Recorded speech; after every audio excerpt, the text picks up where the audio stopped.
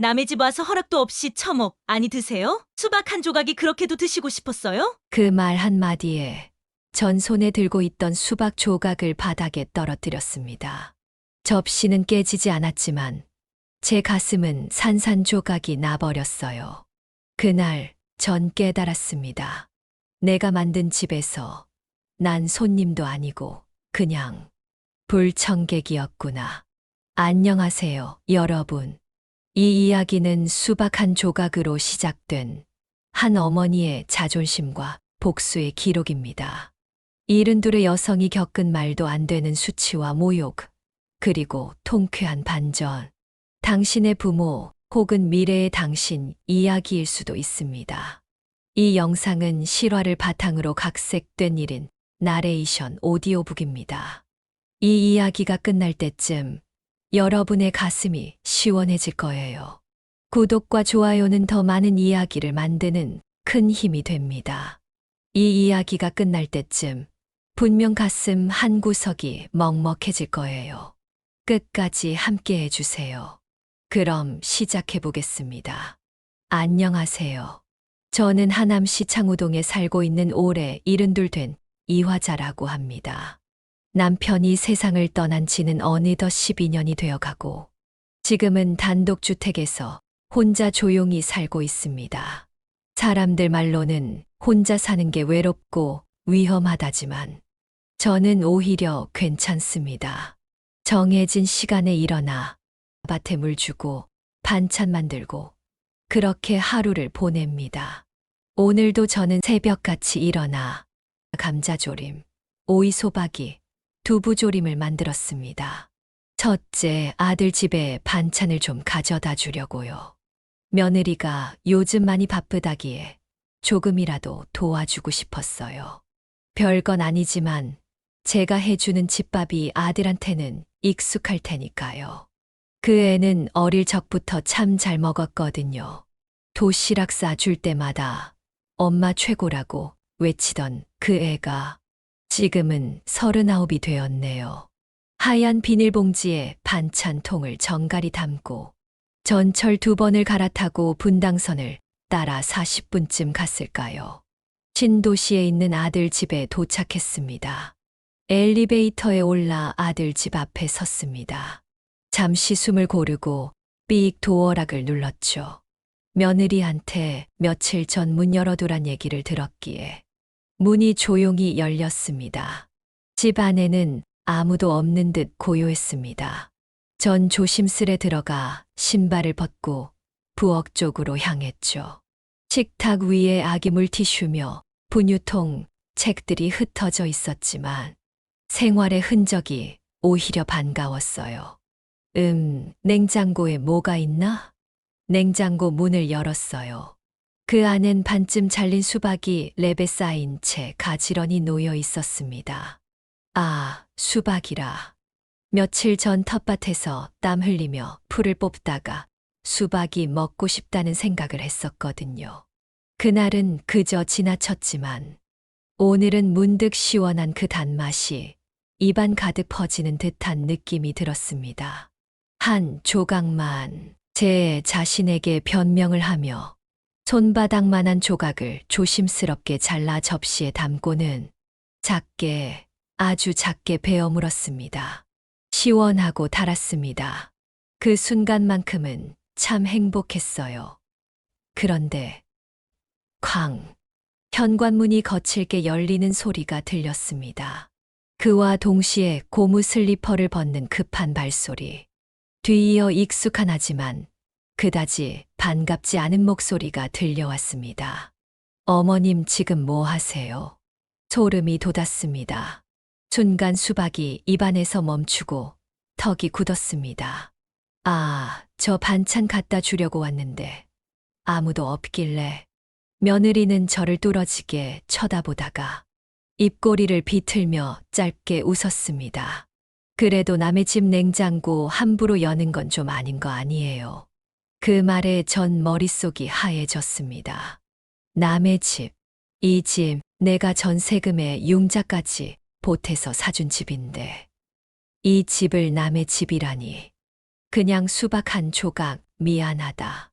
떨리는 손으로 접시를 내려놓으려는 순간 며느리의 목소리가 한층 높아졌습니다.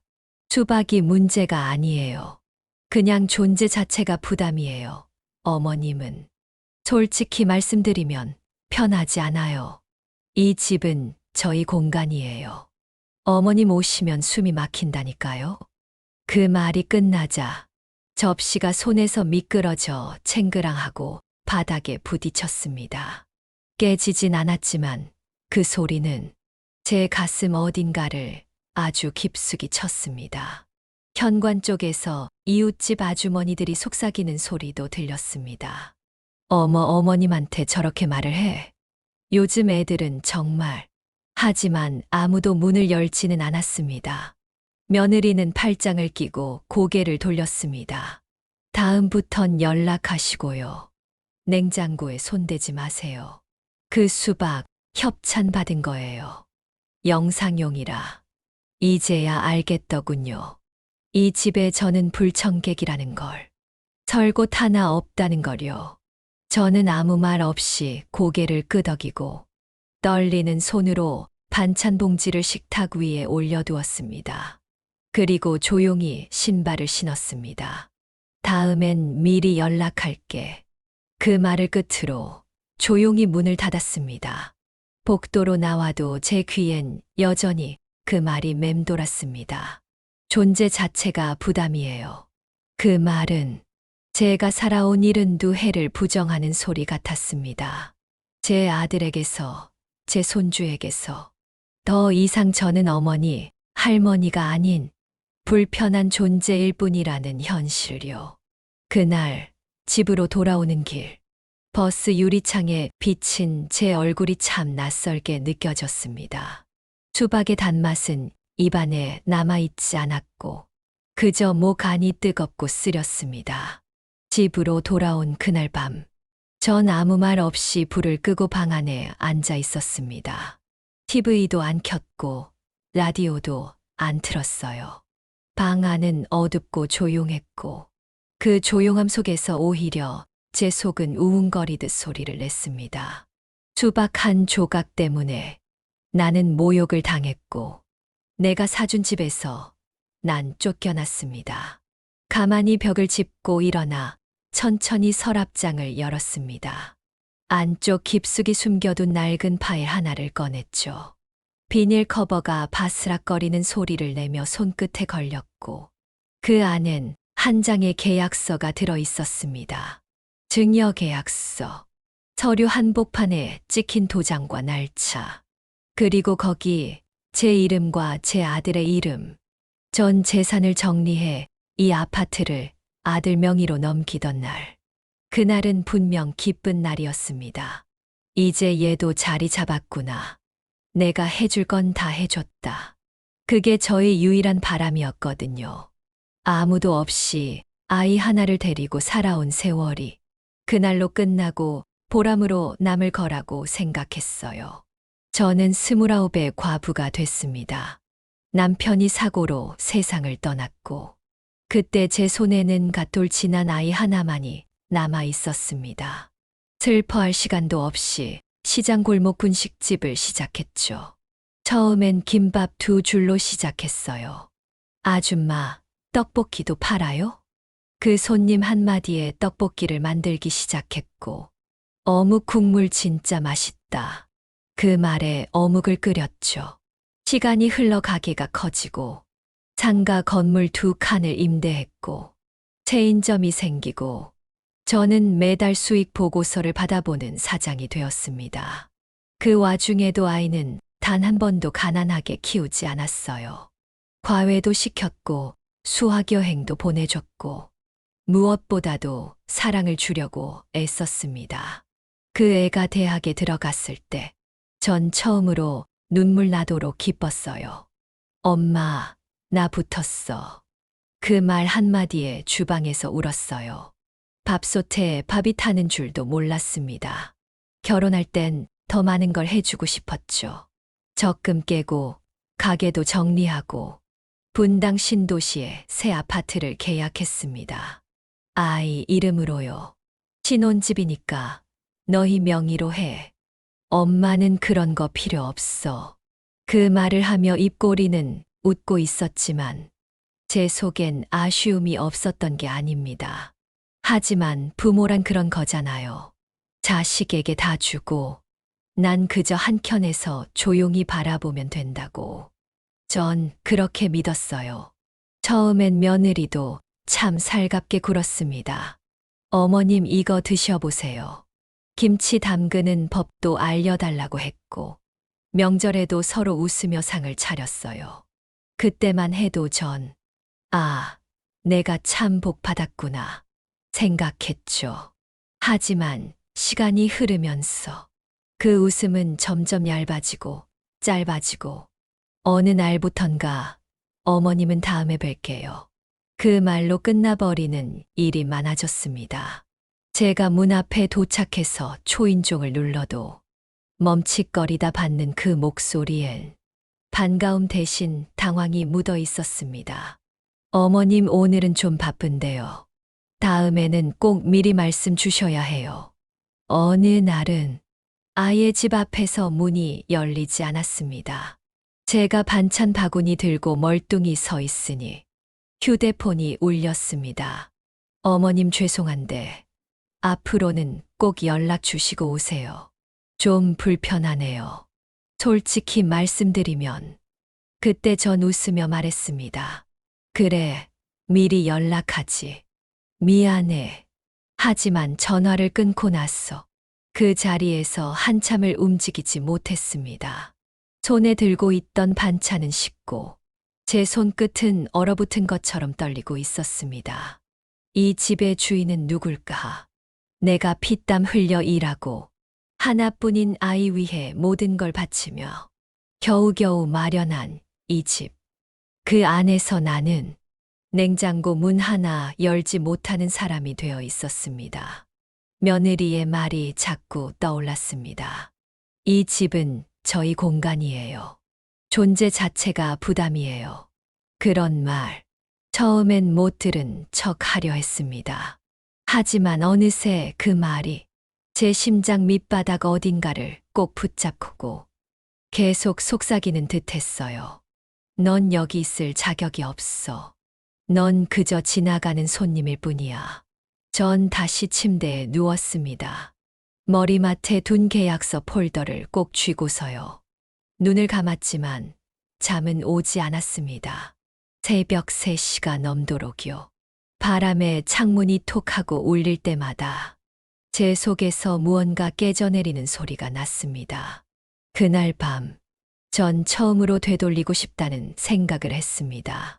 지나온 모든 세월, 내가 줬던 것들, 그 모든 걸 다시 붙잡고 싶었습니다.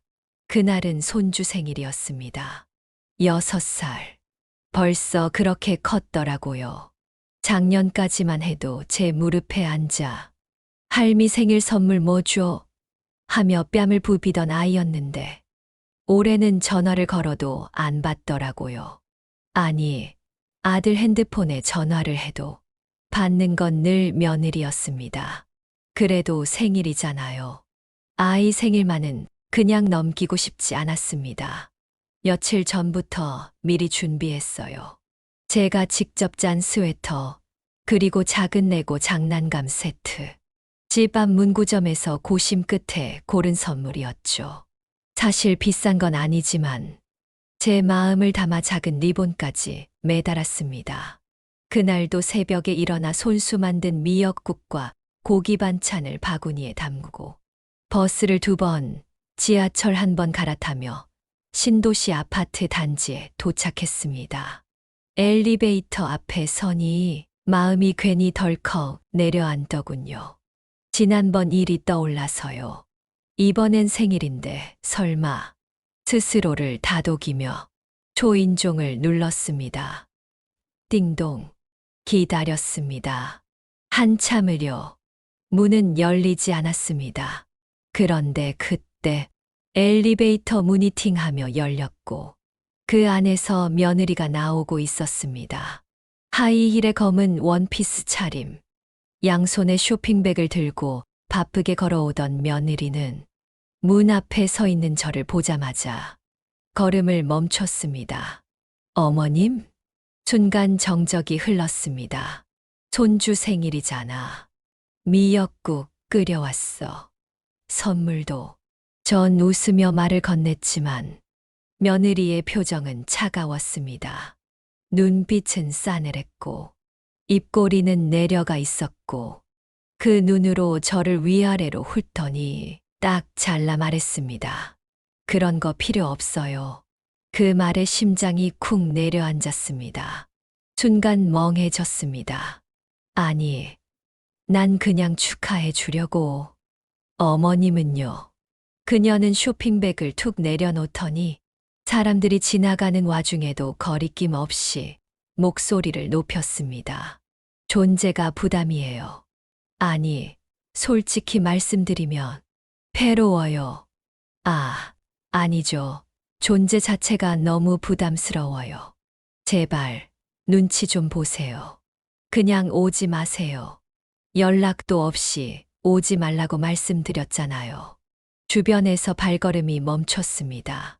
아이를 유치원에 데려가던 엄마, 반려견 산책하던 아주머니, 엘리베이터에서 막 내린 이웃들까지 그들이 모두 조용히 저를 바라보고 있었습니다. 그 순간 문이 열렸습니다. 아들이 얼굴을 내밀었고 그 뒤로 손주가 고개를 쏙 내밀었어요. 할머니, 작고 맑은 그 목소리. 저는 반가움에 환히 웃었습니다. 그래, 우리 강희 생일 축하해. 할미가 선물 가져왔어. 그러나 아들은 아무 말도 하지 않았습니다. 그저 제 시선을 피한 채 손주를 다시 안으로 밀어 넣었습니다. 강아, 들어가자. 그리고 문이 텅 하고 닫혔습니다.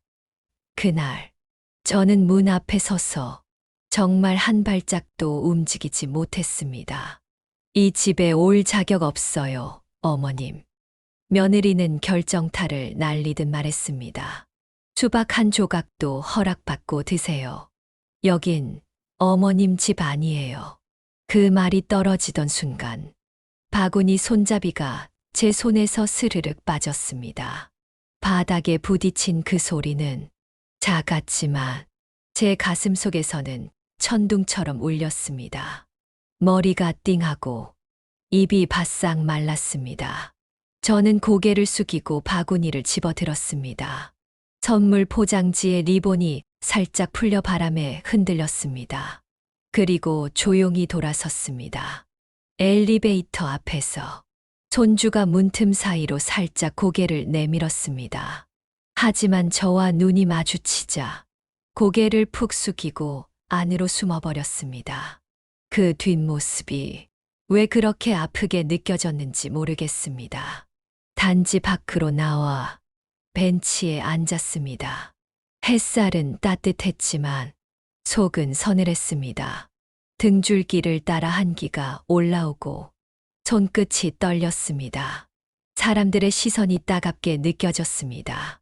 그들의 눈빛 속엔 동정도, 비난도, 피로감도 다 섞여 있었습니다. 아이고, 저분 또 오셨네. 며느리도 참. 쟤는 왜 저래? 그래도 부모님인데. 속삭이는 목소리들이 파도처럼 귓가를 때렸습니다. 전 그날 처음으로 이렇게 당하고만 살 순 없다. 그 생각을 했습니다. 내가 누구인데, 이 집이 누구 덕분에 생긴 건데, 내가 이토록 뒷바라지하고 다 내어주고, 이제 와서 버림받고, 존재가 폐라니. 그날 밤, 다시 집에 돌아온 저는 서랍장을 열고 증여계약서를 꺼냈습니다. 그리고 조용히 입술을 꽉 깨물었습니다. 가만히 있지 않겠다. 이제 되돌려 주겠다. 그날 이후 전 며칠을 잠을 이루지 못했습니다. 머릿속에서 며느리의 말이 자꾸 되풀이됐습니다. 존재가 민폐워요. 이 집은 어머님 거 아니에요. 수박 한 조각도 허락받고 드세요. 그 말들이 뼛속을 파고들었고 결국 전 하나의 결심을 했습니다. 침대 머리맡에 숨겨두었던 증여계약서를 꺼냈습니다. 비닐 커버에 눌린 도장 자국이 선명했습니다. 그 종이를 들고 하남 시내법률사무소를 찾아갔습니다. 변호사는 조용히 서류를 살펴보더니 말했습니다.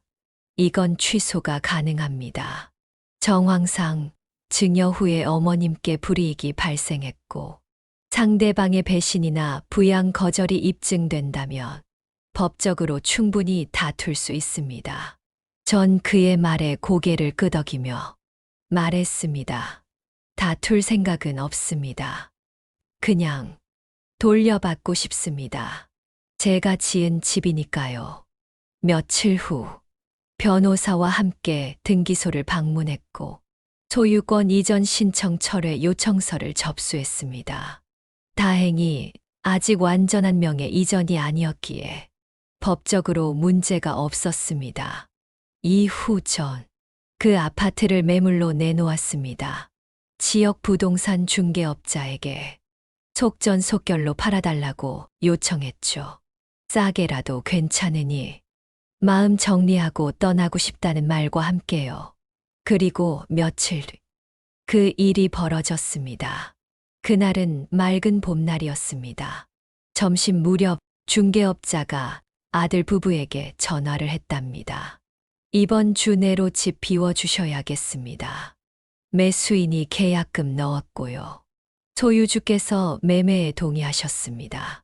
그 전화를 받은 며느리는 처음엔 웃었다고 합니다. 무슨 헛소리야. 우리가 집주인이야. 하지만 곧 계약서가 법적으로 유효하다는 사실, 이전 절차가 완결되지 않았다는 점을 듣자 목소리가 급격히 흔들렸다고 합니다. 그날 오후 문 앞에 서 있던 건 아들이었습니다. 고개를 푹 숙이고 두 손으로 무릎을 짚은 채 제 마당 앞에서 말을 꺼냈습니다. 엄마, 제발 우리 강희 집이에요. 애도 있고 이사도 갑자기 어떻게 해요? 우린 갈 곳이 없어요. 제발요. 그 뒤편엔 며느리가 있었습니다. 아무 말도 하지 못한 채 바닥에 주저앉아 있었어요. 울고 있었는지 입술을 꽉 깨문 채 어깨가 들썩이고 있었습니다. 전 조용히 대문을 열었습니다. 그리고 그들에게 다가가 아주 차분하게 말했습니다. 이 집, 그 말을 시작으로 잠시 침묵이 흘렀고 전 이어 말했습니다. 수박 한 조각 값은 받아야지. 아들의 눈에서 눈물이 뚝 하고 떨어졌습니다. 그 무릎이 마당 흙에 닿는 소리가 들릴 듯 했습니다. 엄마, 미안해요. 제가 멀어졌어요. 그게 죄인 줄도 모르고 그 사람이 하는 말만 들었어요. 엄마, 제발 용서해 주세요.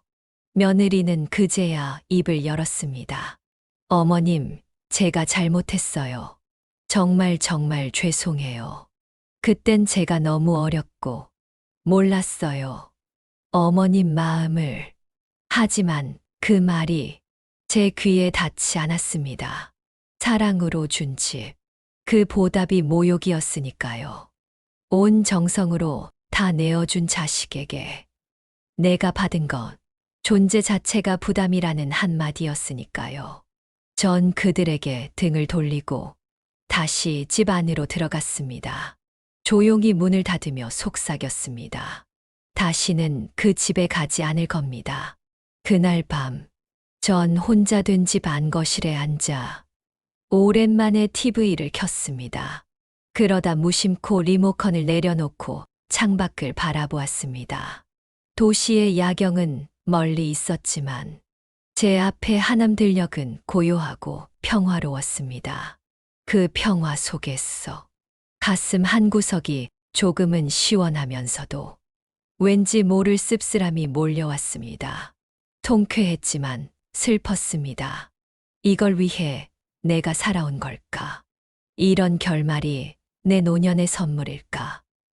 그때 소파 옆 서랍에서 손주가 그려준 그림 한 장이 떨어졌습니다. 할미, 사랑해요. 크레파스로 삐뚤빼뚤 쓴 그 글씨에 전 다시 눈물이 나기 시작했습니다. 사람은 누구나 실수합니다. 자식도, 부모도, 며느리도요. 하지만 그 실수에 진심으로 무릎 꿇을 수 있어야 관계는 다시 시작될 수 있는 법입니다. 사랑해서 준 집, 미움으로 돌려받았다. 이젠 내 인생을 위해 이 집을 정리합니다. 집을 판 날, 전 그 아파트를 다시는 돌아보지 않았습니다. 등기 이전이 완료되었고 잔금이 들어온 순간 제 핸드폰에 입금 완료라는 알림이 떴습니다. 화면을 내려다보며 한참 동안 가만히 있었습니다.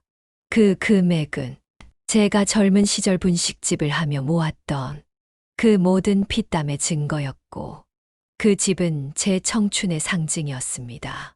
하지만 이제는 미련 없이 내려놓았습니다. 그 돈으로 저는 하남 외곽에 있는 고급 실버타운으로 이사했습니다. 단순히 시설이 좋아서만은 아니었습니다. 여긴 제가 주인으로 존중받는 곳이었기 때문입니다. 직원들은 이름을 불러주었고 제가 건넨 김치 한 포기에도 감사합니다를 말해주었습니다. 아무도 저를 패라고 부르지 않았습니다. 실버타운에 입주하고 나서 저는 변호사에게 부탁해 남은 돈 일부를 기부했습니다. 오래전 남편이 떠나고 갓난쟁이 아들과 함께 추운 겨울을 버텼던 기억. 그때 저를 도와주던 작은 교회 쉼터, 동사무소에서 나눠준 쌀 10kg 한 포대의 고마움을 저는 아직도 잊지 않았습니다. 그래서 전 그곳들에 작지만 따뜻한 손길을 보탰습니다. 고아원, 여성쉼터, 독거노인 밥상 지원소. 그곳의 원장님은 눈시울을 붉히며 말했죠. 이 돈이 몇십 명의 생명을 살릴 수도 있어요. 그제야 전 알았습니다. 내 인생이 단지 쫓겨난 어르신이 아니라 누군가의 희망이 될 수 있다는 사실을요.